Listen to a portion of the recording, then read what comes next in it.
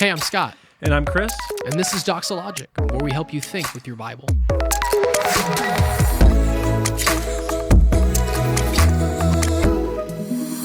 Well, welcome back, everyone, to another podcast of Doxologic. My brother Scott, how you doing? Good to be in the house, Chris. Good Yes, to be it is. podcasting.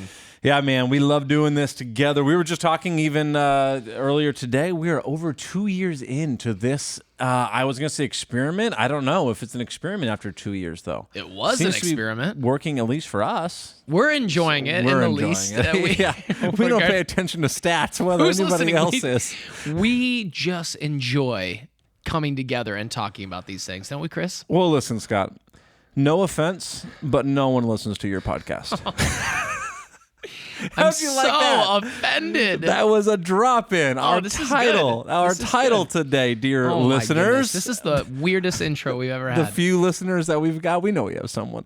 My wife listens, I know that. I don't think your wife does, but Every once in a while. no offense, honey. She listens to it at a speed that's so fast I can't even keep up. Oh, yeah. You know? My wife Noelle does 2X. Yeah. Something like that. Yeah, and if it's not podcasts that she listens to fast, it's Voxers that she can get up to Right. like Oh, yeah. times 4 and like have a proficient understanding of everything she just It's heard. wild. It's isn't crazy. It is. Yeah. So, no offense is the title of today's podcast. Literally, no yes, offense. it is. No Yes. offense. Not no offense, as Right. opposed to a good defense without any offense. Hey, you got no offense. No offense. Why, Scott, is this such a valuable topic for us to launch into today? Because I think we live in a day where it would do us well to become unoffendable Christians. Ooh, spicy. Unoffendable Christians. It would do well for us in a day that is, I would call it hypersensitive. Probably because, at least in part, it's a very hypertherapeutic age we are living in, and people are so easily offended. And I don't know if I'm putting these things together, but let me just give you an example. Did you watch the ESPYs? I have many times. Okay. Yeah, I don't watch not this them. year, but yeah. I don't watch the ESPYs just because it ends up coming up. You realize it's on, but there's always that part that YouTube grabs of the intro comedic part, right? They get someone Usually up some there. of their best stuff, right? Yeah, and they're ripping at guys for different Right. things that happen during their seasons, and it's funny, and they've taken, some shots at times. Oh, yeah. Right? But Oh, you're yeah. coming out of this season, or this ESPYs was interesting because it was Steph Curry, and it was so toned down. And I couldn't help but think, okay, maybe this isn't a great example for the podcast, but it just struck me as they had the incident earlier this year with Chris Rock And Will Smith. At Oscars, some Emmys, such. Oscars, whatever it that made, was. it certainly went around the world a few Yes. times. Many people saw that one. Will Right. Smith walking on stage So- after Chris Rock says Yep. something that he took as derogatory regarding Will Smith's wife. Yep. And just Decked the guy. open hand slap. And still to this day, I don't think it's become clear whether it was for the ratings, quasi-scripted. Yeah. Can't tell. Yes. People are passionately on one side or the other, though, and we're neither here nor there for now. But and yet was weird. completely unacceptable, top. over Oh the my top. gosh. I mean, the whole thing. And so we're not analyzing the content of what was Yeah. said, right? That's not the point. The Yeah, point yeah. is just that there seems to be a really astute carefulness about every single word. And there's some good in that, right? But there's also the sense that we want to get at, which is kind of, and let's go back to our childhood memories, sticks and stones can break my bones, but words will never hurt me. Remember saying that? Have you ever said that? I tried. I don't think I ever believed it. Yeah, That was 'cause they do hurt. sensitive Words soul can't for hurt. sure. Oh, yeah.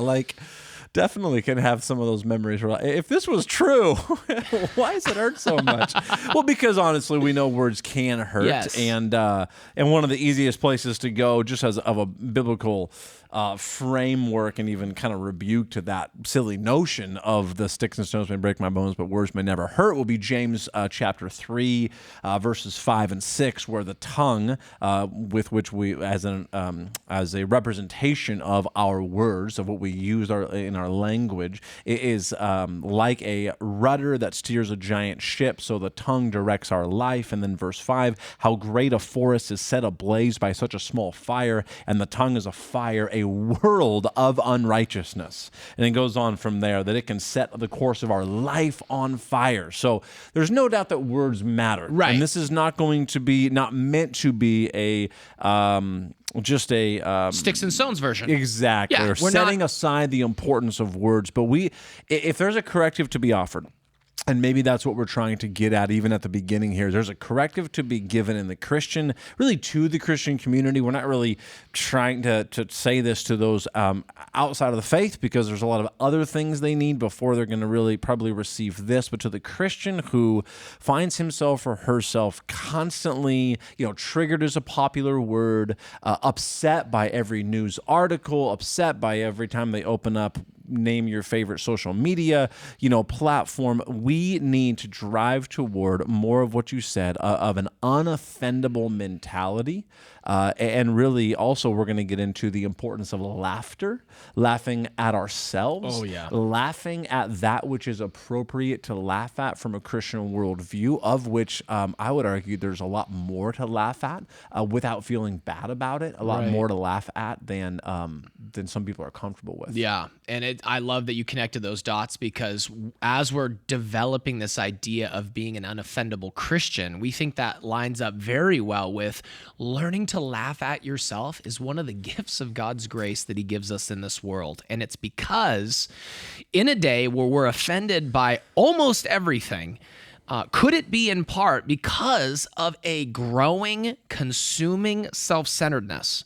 And what I was thinking about was this kind of inward, and I can be a part of this as well. So I'm not just projecting this out there, but we can be very much caught up in the same idea, but this inward, self-consumed navel gazing of the fragile therapeutic self, tossed to and fro by every word someone speaks about you to you, right? Yeah. And you live in other people's words I'll use the words of Martin Lloyd-Jones, in a morbidly introspective way, which ends up revealing a kind of pride that we're really trying to get at when we talk about this episode of being an unoffendable Christian, surfacing that pride that makes us incapable of laughing at ourselves or having certain things be like water off a duck's back and being able to move on quicker.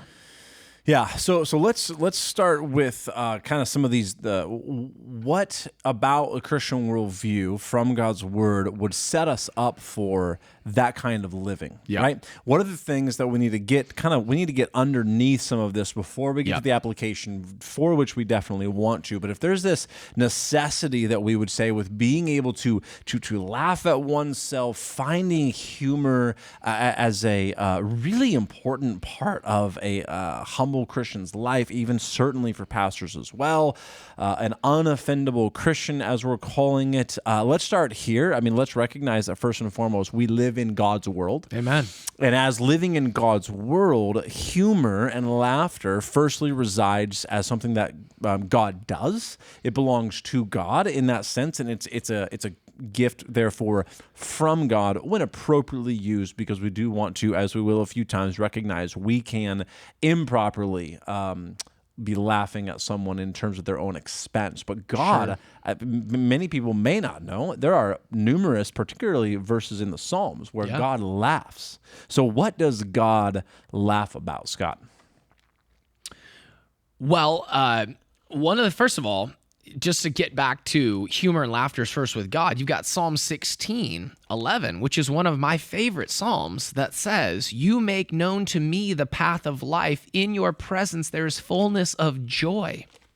And people are right to note there, fullness of joy certainly isn't wrapped up solely in the idea of laughter, but it's not less than laughter. Sure. That there is that which resides in God, which is this pure joy that we, being creatures, image bearers in God's world, get to enjoy because it's from God. And what's interesting is when you're talking about what makes God laugh, thwarting God's sovereignty attempts at that makes him laugh. So I think about places like Psalm 2, verse 4, he who sits in the heavens laughs at the nations, plotting in vain against them, gathering themselves together. In fact, I even mentioned this in a sermon recently, but I had this Devo with my kids. We're going through the Psalms, and I was trying to explain, why he laughs here.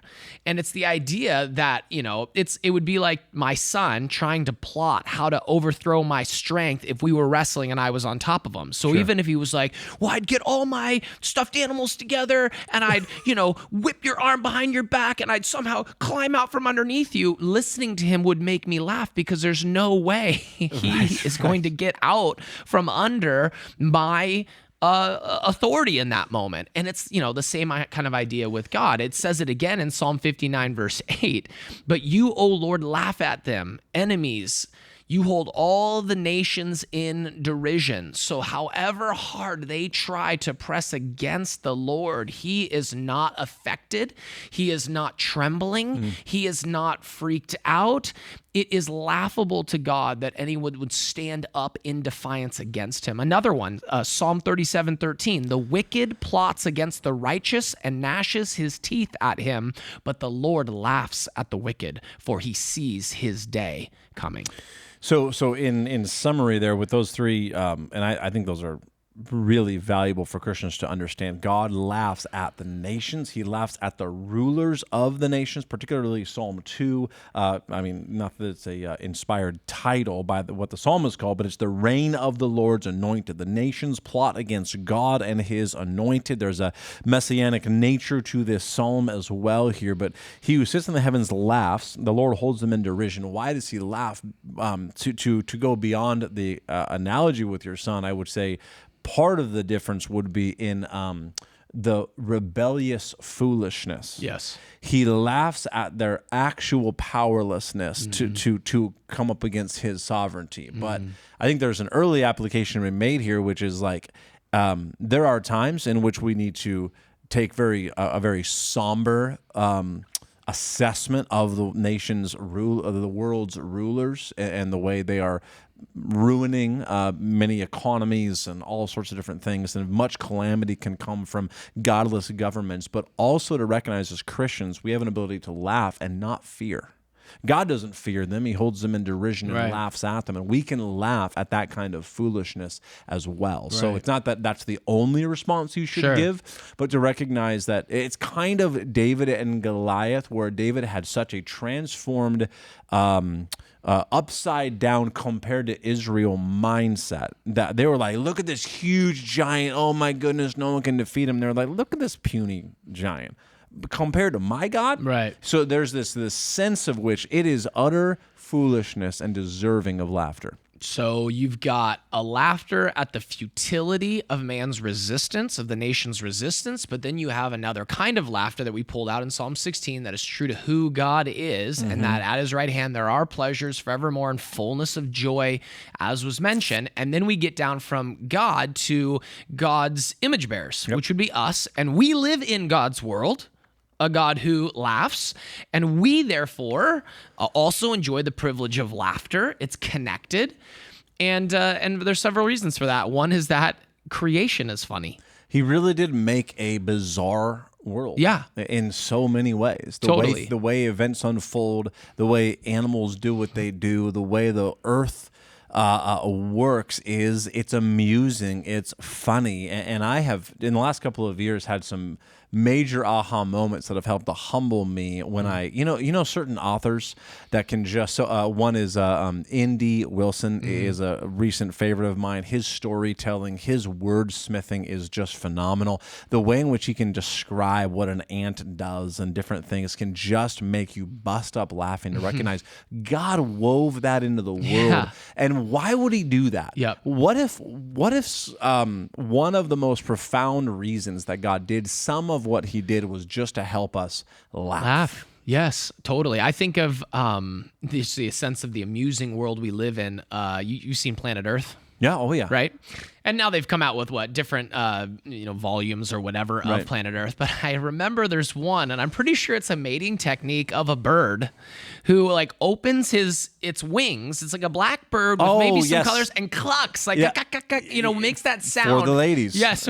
Yeah. And I just remember cracking up laughing at just some of the humor of all of this, how they move, the sounds that they make, the way that they attract their mate, like all of that is so interesting. And it does another thing it really helps us to do is it revives this idea that we live in an enchanted world because we're pressing up against a culture that's saying this is all humanistic, this is all mechanistic, this is materialistic, this is anti-supernatural, and God has made a world where we can go out. I just was in Africa in February and we got to go on like a little safari, and it was like a homemade safari, so I got to actually sit on the roof of like a Indiana Jones car and go through and see all kinds of animals. Outside of lions, we saw basically everything else you could think of. And it was stunning. But you just have to think, they're living creatures. And to see some of the humor and the kinds of creatures we would see, how they move, what they do, and their playfulness. Right? All of it is so compelling. So for that reason, we enjoy laughter. And then we know that in the world that is also fallen, we can recognize while we can recognize there are, I'm going to use the word accidents, humanly speaking, that accidents happen that can veer toward like tragedy, and we don't mean any laughter there, but we're talking about the daily little things. We're talking about the spills. We're talking about the slips. We're talking about ways in which we bump into something when we weren't expecting to, I think you had put a note like you jump toward something and it doesn't work out. Like the older I get, the more common that is. Totally. I'm like, I used to be able to make it 4 feet across, and now no, my shin, and you're like, it hurts, but doggone it if we shouldn't be also like laughing at and even as parents helping our children. Granted, they're not actually injured in a serious way. You help them understand that this is part of God, even in a fallen world, extends grace to see us be able to laugh. And that exudes, I would say, this exudes a prideful heart for those who can't do it and just go toward anger. Or it exudes a heart that it has a humility about it to say, my goodness, this world, so many things break. I break down. I slip, all that stuff. Yeah, and there is something to it where I'm glad you created the distinction because there are so many things, even living in a fallen world, that are just funny. The plastic chairs that we have that, sit around our outside patio, whatever furniture, and they snap when you go backwards and you fall. Or here's an example for me. I was river rafting on the Truckee for a summer vacation thing we did this last month. And Emma popped out. Who's 6 years old. Who's my 6-year-old daughter. Pops out and finds herself in the water, and the water is like not even up to her chest. I mean, she could stand in the water, but she's freaking out because it's a river. Certain doom. Yeah, certain doom. And so I can tell that as we keep moving ever so slowly, she's freaking out ever increasingly. And so I pop out, and as I pop out, I have no idea, launch Matt, my son, out of the boat. And so he goes, and we're with a group of friends, and all of them are laughing at this. I don't see any of it, have no idea what's going on, and everyone's dying laughing because my attempt to help my daughter ended up launching my son out of the boat. Those things happen. Right. And they're to be laughed at rather than taking an offense at that. Are they laughing at me? Sure. And then taking it to some sort of a pride thing like, I'm supposed to do those things. I think God provides those moments in our life to humble us and to understand that laughter is a grace to wean us off ourselves and to remind us that we are finite and imperfect, and God alone is infinite and perfect. Yeah. I think of a couple other verses here. We had some down in Ecclesiastes and in Proverbs as well. Ecclesiastes 3, a well-known, not to read all of it here, but a time to this and a time to that, right? Including a time to weep and a time to laugh, a time to mourn and a time to dance. And the one who is properly submitted to God's sovereign ordaining of their lives is the one that has the proper recognition of what time it is. What time is this in their life? And this is not going to, this episode won't touch much on the realities of the heaviness and the sadness and the brokenness of the world, but also to recognize that there is whether it's by seasons, so to speak, with the way God ordains the world in seasons, but also in our lives, a time to laugh and a time to dance. And Proverbs 17:22, a joyful heart is good medicine, but a crushed spirit dries up the bones. And there is a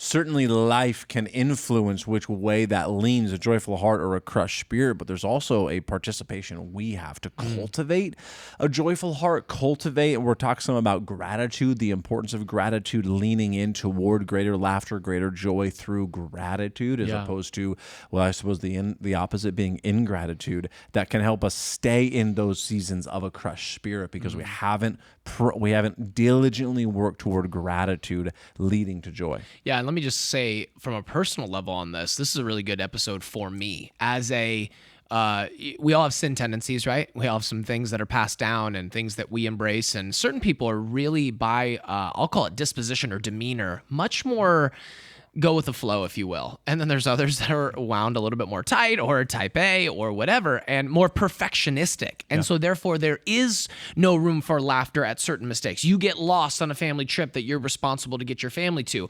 Hard for me to laugh at. I'm responsible. I got to get them there. My wife, easy for her to laugh at that stuff. But what happens is when you take it so personally that you can't laugh at these things, you maintain the crushed spirit longer. Right. You're not getting that good medicine that comes from a joyful heart because you're not getting to, wait a minute, Lord's sovereign over this. And he's creating this opportunity for my good. And I have an opportunity now to laugh at the fact that, okay, versus being like, this is not who I am. I don't get lost, period. I don't do. No, you live in. Apparently you do. Yes, apparently you do. And you're not God. You're not like God. And you are going to surprise yourself at times. People that don't struggle with perfectionism as much as a general tendency tend to laugh more at themselves, and those who struggle with perfectionism more tend to struggle more with laughing, more with the lighthearted gladness that I think the Lord wants for his people. Yeah. You drew this out of G.K. Chesterton, one of the more prominent theologians of the early part of the 20th century. I'll read this quote. Would love to just chew on this a little bit. The importance of laughing at yourself. Here's what he said. Here's what he wrote. It is said that paganism is a religion of joy and Christianity of sorrow. It would be just as easy to prove that paganism is pure sorrow and Christianity pure joy. Such conflicts mean nothing and lead nowhere. Everything human must have in it both joy and sorrow. The only matter of interest is the manner in which the two things are balanced or divided. And the really interesting thing is this, that the pagan was, in the main, happier and happier as he approached the earth, but sadder and sadder as he approached the heavens. With this notion that we tend to believe the worldly narrative that it's those who cast off the Christian religion that live more free and happy lives, when the truth is, particularly as we consider because God has set eternity in our hearts, we have a conscience-driven reality of eternity. Mm-hmm. And when the Christian has that in view, there's a greater joy because this is kind of not to be an oversimplification, but this current life is as close to hell as the Christian will ever get. Meanwhile, for the non-Christian, it's as close to heaven as they're ever going to get. Mm-hmm. And that's not going to say much when life goes poorly. Mm-hmm. So the Christian can laugh and can recognize that the way God has ordained their life personally, the way God has wired and created this world to operate, plus he's still involved in leading this world, but it lends itself to Christian joy as opposed to in the pagan world, materialistic, atheistic, secularistic, all these things. When it all goes to shambles, you're going to have absolute, utter despair. Yeah, it's interesting. That reminds me of Proverbs 31. And the Proverbs 31 woman, what does she do? Well, one of the things it says in verse 25 is strength and dignity are her clothing, and she laughs at the time to come, which is so interesting because that fits exactly into your quote. More laughter as we're getting close to the time to come. Why does she laugh at the time to come? Because this woman has a humble trust in God for her future. And one of the things when you talk about, okay, so that could be future as in tomorrow and 5 years from now on this earth, but I think it encompasses the future. And so as we get there, we need to also recognize that where we're headed, there will be humor. The new heavens, new earth, the ultimate consummation of all that we look forward to, of all that God has promised. For example, we have that expectation. Luke 6:21 in the Sermon on the Mount, talking about kingdom living, says, "Blessed are you who hunger now, for you will be satisfied. And blessed are you who weep now, for you will laugh," which is precisely the flip of the G.K. Chesterton quote in terms of what the pagans fall. Right. And the reality is, blessed are you who weep now, for you will laugh.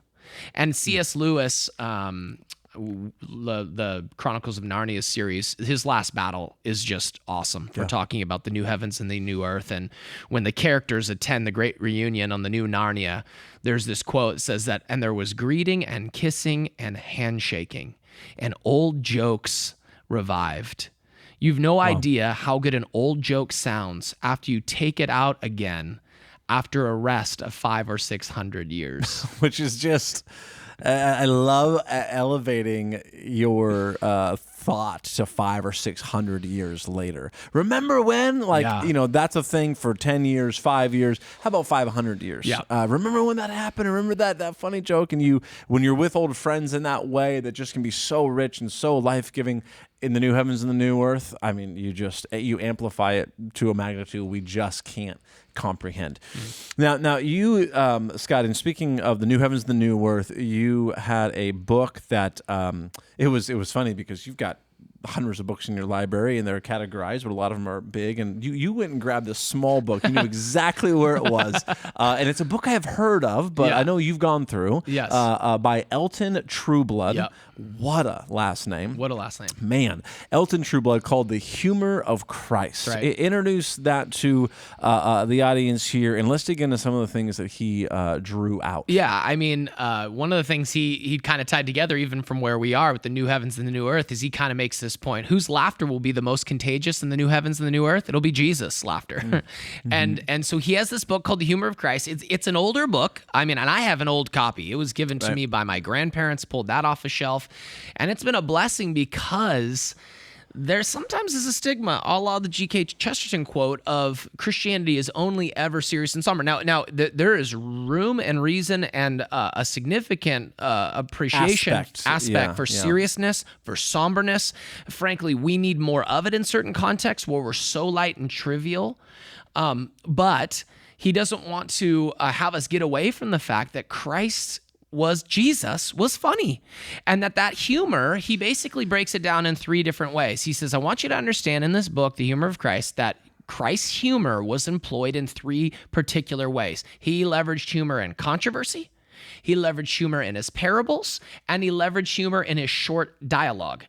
And so what we kind of want to do is maybe break down a little bit of how did Jesus use humor, and then let's kind of land the plane with some application for our folks. I wonder if, part of the issue with our inability to see the humor of Jesus for what it is the way, I mean, I know I've done this many times too, but the way we read our Bibles, how often we read with no intonation. Right? You just get a person that reads like a robot, and nothing's going to sound funny at that point. Right. You can talk about, why am I blanking? Was it Elijah mocking the prophets of in Baal the Old Testament when they were Kings. filleting themselves and trying to get the, he was like, well, is your God relieving himself? Is he urinating? Is he asleep? He must be on a phone call. Didn't say that, but that's a modern translation. Right. But when you read it robotically, if you have no intonation and no creativity, you are bound to, shocker, you're going to see the Bible is a pretty boring book. Well, actually, you're boring. Right. I mean, hey, no offense. You're boring. No pun No intended. offense. No offense, but you're boring. Did you ever think that you're boring? Maybe not the Bible. So, not to make fun of all of our listeners at once, but think about it. What do we see, though, in the Gospels? Obviously, Jesus' teachings. You just listed the 3 areas. Draw some of that out for us in where ought we to be able to see some of this humor of Christ coming through? He liked to use humor when it pertained. We'll start in the first category of controversy. He liked to use it with the Pharisees. He liked to use it with people that were kind of obstinately self-righteous. And it was a way that he uses both irony. He uses these interesting comparisons. And again, humor, Robert Frost, I think, said some version of humor is putting together 2 things that don't belong together and seeing sort of the juxtaposition of the 2 and realizing there's a humorous relationship between the 2. It's where comedians get so skilled at drawing Yes. out is the ironic juxtaposition. Yep. That's good. And Jesus does that. Jesus does this, and he does this quite a bit. And so, for example, Matthew 23, 26, when he says, "You blind Pharisee, first clean the inside of the cup and the plate, that the outside may also be clean." And the whole idea was that they're sitting there scrubbing, polishing the outside of this cup elaborately and carefully. And then he forgets the inside of the cup, which is where the stuff goes that you're going to put in your system. Like, there is a humor to that. When you see someone doing that, you're like, you're clean. Maybe you should start with the inside. Right. And you've got some important things to draw out, because did the Pharisees appreciate that? No, they did not appreciate that. In fact, no. besides his claim, which they clearly understood, that he was God, that he was the Messiah, that he was God in the flesh. Besides that, he got into their skin clearly.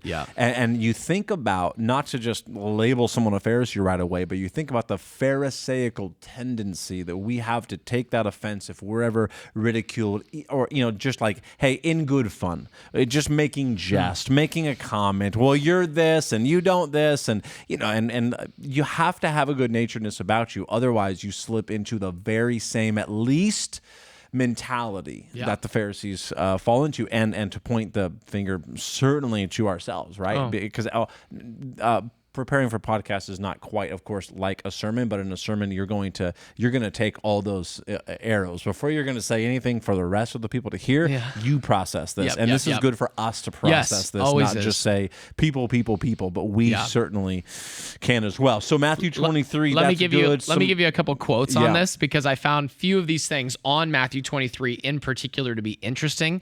Here's what Elton Trueblood, the author of Humor of Christ, said. He said, "The contradiction between man's humility before God and his strutting before men is a perfect opening for ridicule."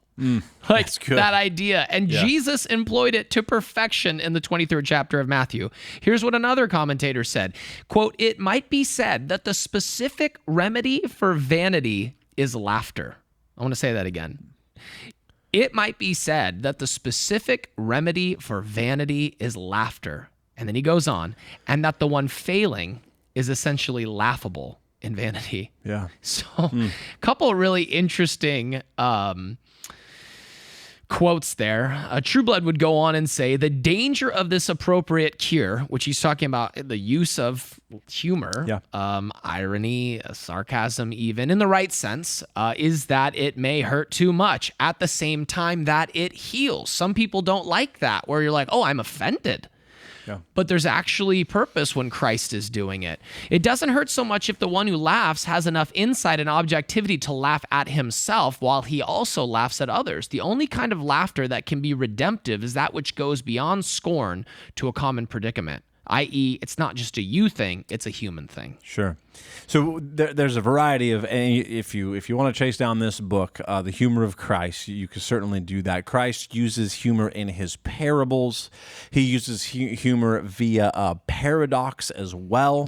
He goes on to intentionally make preposterous statements, and that's kind of where you've got these two things in association that just don't fit. You've got the Mark 10:25 example with the camel through the eye of a needle. And then the disciples are just stunned by that. that because if the Pharisees or if the rich, I think is what he's talking about, can't get into the kingdom of God, then who can be Right, saved? because camels don't go through needles. Yes, and Jesus is making the point. Like he's doing everything he can with common language in the day to draw out. You know how this can't happen? It's about as hard for the rich to get into the kingdom as for the camel to go through the eye of the needle. Yeah, and then Christ uses irony as well, and he uses that irony in specific circumstances to unmask error and thereby help get the truth into an aha moment. I almost call Jesus' use of irony like smelling salts. You know when you're like a dazed boxer and you see him in the corner and they put that stuff under his nose and he's, I come to my senses. Right.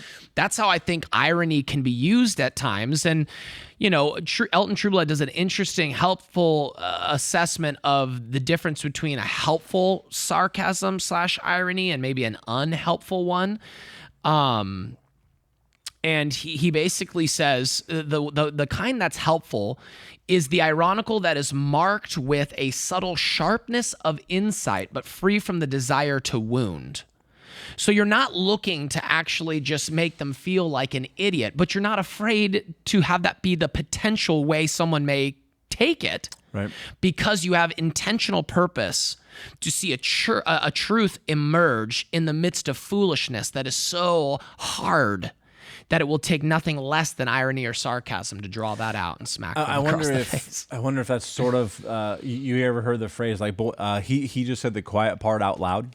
You know, when it's like everybody knows it's this way, but very few either comedians or people seem to really put it to proper either to put it to proper humor or to put it in proper context. And an example has escaped me, but sometimes you'll see people write that on a video as it goes viral. As this comedian or this maybe congressman or this pastor, you know, he said the quiet part out loud, what everyone's thinking, but people don't have the words to say or maybe the courage to say, I'm gonna let this be called the foolishness that it is. And Jesus had no problem doing that with the Pharisees. Of course, he did it perfectly, being sinless, and we are not, so we can have that humility that we can mix in, you know, sinful tendencies in with appropriate use of humor. But really interesting stuff, man. What a good little book. There's so many funny things, too, even when Jesus starts and talks to the Pharisees, and he basically says, have you not read what David wrote? Right. Like it's like me saying, grew up with have it, you actually, not, right? Yeah. Have you not read the Bible? Right. In that place? Like so much of it is like we just read, like you said, we read right past it. And we read it in a really serious tone. But think about it. These guys grew up with the Bible. Like he's being a little bit, you know, humorous there. Haven't you read the Bible? Then don't you know what it says about David in this particular context? Like in Matthew 12, he uses that. But I would just say, lastly, he uses humor to win people. And that's a really compelling part of what Jesus does. And Elton Trueblood said, Christ's battle for the minds of those opposed to him required the use of a wide variety of weapons. And in his arsenal were expressions of proverbial wisdom, which people would recognize and respect, as well as new epigrams and parables based upon the common life of the common people. He had irony and sarcasm and wisdom and different forms that he would use to win people over. And humor helps the disciples see things, and even the hard-hearted self-righteous. He's leveraging humor as a way to break the hard-heartedness, the pride that exists in the human heart. It's good.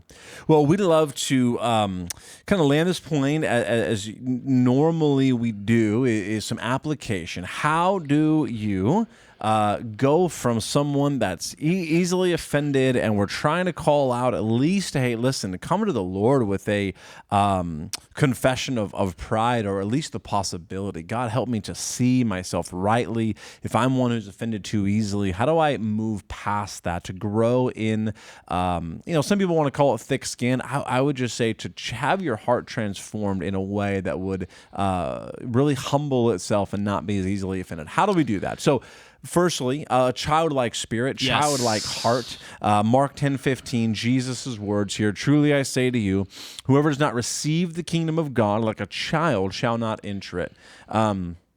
You think about the necessity for being mature enough to receive something like a child receives it. Children who know they're loved and who know they can trust the one giving them a good gift are all about the good gift. I mean, my oldest is 9, and then 5, and then 3. I have yet to encounter. Someday I suppose I could. My offering of a gift to them and them just saying, yeah, no thanks. No, they love gifts. They receive them with gratitude. All this, and we need to be like those who receive God's grace. Yeah, that's good. I mean, one way we were talking about it was possessing the appreciation for life's amusements is maturity without being possessed by it, which is immaturity. If you can't understand even yourself within a life of many amusing things, that's a sign more of immaturity than it is of maturity. And ironically, the way to maturity is to be childlike in spirit. Yeah. So that, go figure, is one of those paradoxes in Scripture. Yep. Another one, this call out in 1 Peter 5 and in James 4 to humble yourself. Yes. You've definitely got room for the prayer of, Lord, humble me, Lord, make me humble. But the command in 1 Peter 5 verse 6 is humble yourselves, therefore, under the mighty hand of God, so that at the proper time he may exalt you. And then it goes on from there. But humble yourselves is your Christian duty before God to lower oneself. I think of Romans 12, and do not think of yourself more highly than you ought. You have a variety of ways in which it is said. Now we humble ourselves before God. Really, we humble ourselves even before others as well, to not be more important than we actually are, to recognize that between accidents and silly things and people poking fun, this is good for the spirit to recognize its place, and we humble ourselves even in that way to the Lord. Yeah, can I say that an application of learning, how do you do that when you're right, it says humble yourself, right? It's not, you're supposed to engage in that. And could it be that part of that application is just learning to laugh at funny things, right? Yeah. Another one would be contentment with your lot, knowing the Lord has established all of it, right? I think of is it Psalm 16, you hold my lot, the lines have fallen for me in pleasant places, God's providence in your life to provide you some relief from whatever seriousness that you hold in areas that don't need to take that on in the same way. And God, again, I think is so loving in his approach that he provides these simple, we often miss them, opportunities to recognize he holds your lot, he's sovereign over your days, right? He is establishing you may plan, but he establishes, and to be content with the fact that, for example, like my directions thing, I'm responsible to get my family from A to B, and I screw that up. God holds my lot. Yep. It's okay. Trust him, turn around, even take it in as this, I had a plan for my day. God had a plan for my day. His day wins out. It's a good reminder of that because, again, those lines can cross sometimes and become very difficult to take in. And it's the the quickest path to the contentment and the joy is to get to that place in prayer. Even of I missed, and I've done it before. Who knows how many times? Missed that exit. Yeah. And it's 5 more miles now, and it's like it's not just I can zip back around. Sometimes it actually really can set you back 20 minutes, and you can be just peeved for hours at that, or make it a very unpleasant situation in the family car. Or you can rest, right? And so where we are predisposed to be able to rest or not has a lot to do with whether or not we can take these things and laugh and take them in stride. One other one just to dwell on is this: give up your right to be angry. And your right would be in air quotes, your right to be angry. I know that I have lived, I don't verbalize it, but it's in my heart with this: I am justified in my anger. You think about righteous anger, and we know that is there ever a place for that? We could say, well, mostly for you though, right? Well, I always believe so. Right, every time I'm angry, I assume I am justified in my anger. Right. And if what if we sought by God's grace, by the power of the Spirit, to give up my right to be angry, and then also to stop assuming that my anger is always righteous anger. It would make us quicker to apologize. It would make us more, I would argue, more capable of verbalizing what actually just happened.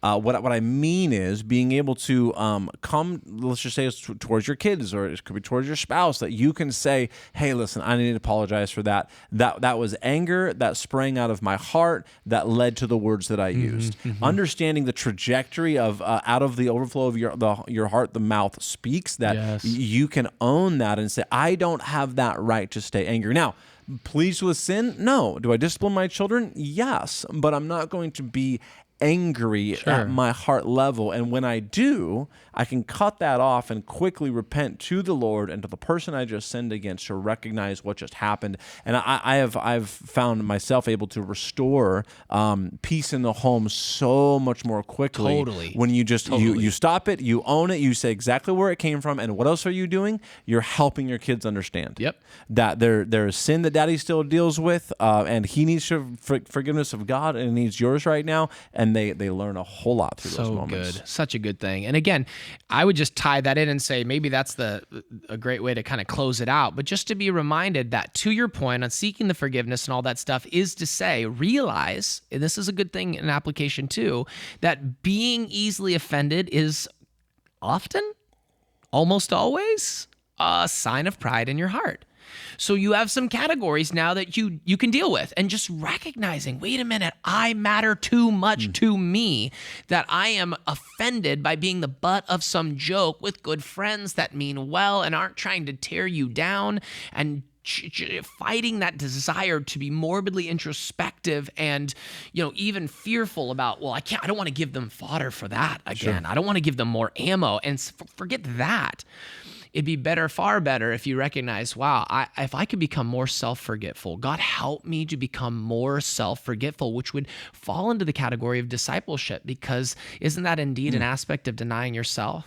And then taking up your cross and following him. So even in these subtle ways where we maybe just would have let that moment go, felt a little bit bad for ourselves, and then moved on, instead, here's a discipleship moment. Lord, I'm recognizing yet another area that by your grace, I want to see growth in my self-denial. Yeah, it's good. Good place to wrap that up. No offense, Scott, but you didn't do very good. And dang it, I couldn't even get it out. Just as soon as you said no offense, I knew. You knew it was coming. Oh my goodness. We know each other too well. Too much fun with the titles. You knew that was coming. No fun. offense, folks. We hope that you enjoyed this, and maybe let us know you listened to it by walking up to us on a Sunday morning if you're at Doxa Church and telling us, no offense, but, and you can just come with a joke from there. A real zinger. I bet you've got them for us. Thank you for listening. We really appreciate the shares. We appreciate honestly, the encouragement that we get from people that are taking the time to listen to this and being helped by it. Encourage the ratings and the reviews. All of that is great to keep getting the word out. And may God be glorified in your life as you continue to humble yourself before him. So, until next time. You've been listening to Doxologic, a podcast by Doxa Church in Rocklin, California. To learn more, visit doxachurch.net.